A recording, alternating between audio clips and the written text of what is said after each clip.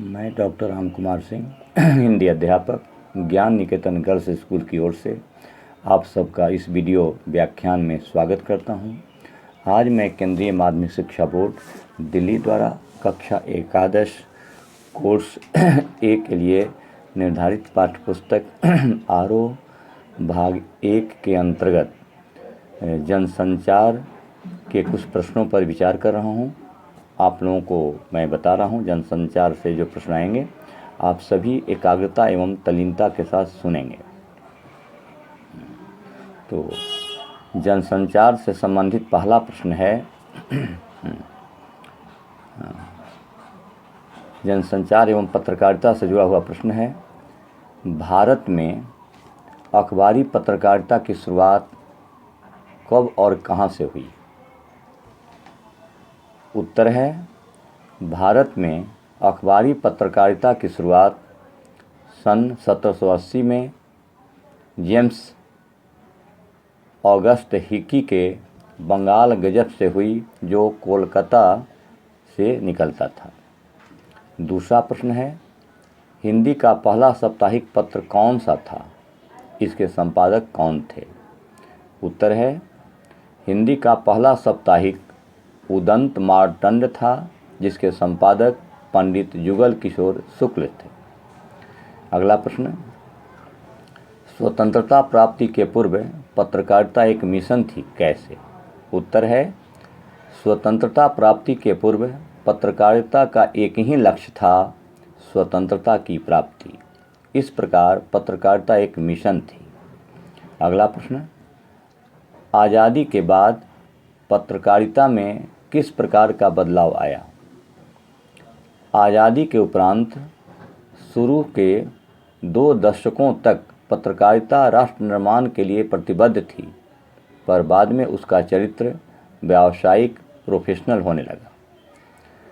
पत्रकारिता से दूसरा अगला प्रश्न है, भारत में पहला छापाखाना कब और कहाँ खुला? उत्तर होगा, भारत में पहला छापाखाना 1556 ईस्वी में गोवा में खुला। अगला प्रश्न है, हिंदी किन्हीं 2 समाचार एजेंसियों का नाम लिखें। उत्तर है, पीटीआई एवं यूएनआई।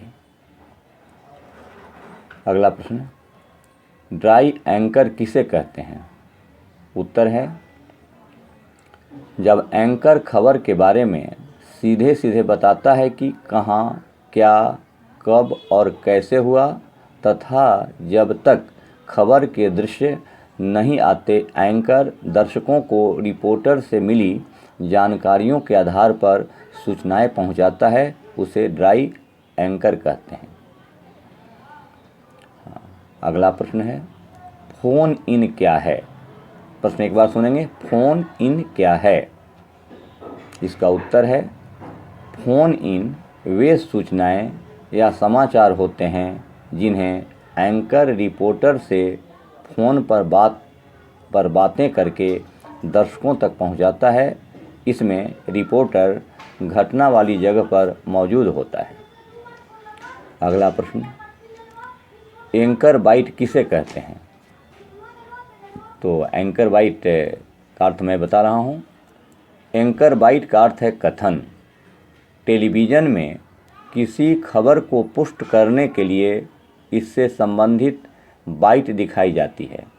किसी घटना के बारे में प्रत्यक्षदर्शियों या संबंधित व्यक्तियों का कथन दिखा और सुनाकर समाचारों को प्रामाणिकता प्रदान करने के लिए इसका प्रयोग किया जाता है।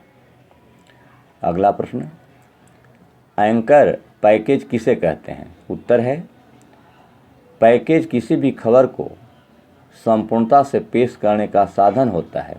इसमें संबंधित घटना के दृश्य, लोगों की बाइट, ग्राफिक से जुड़ी सूचनाएं आदि होती हैं।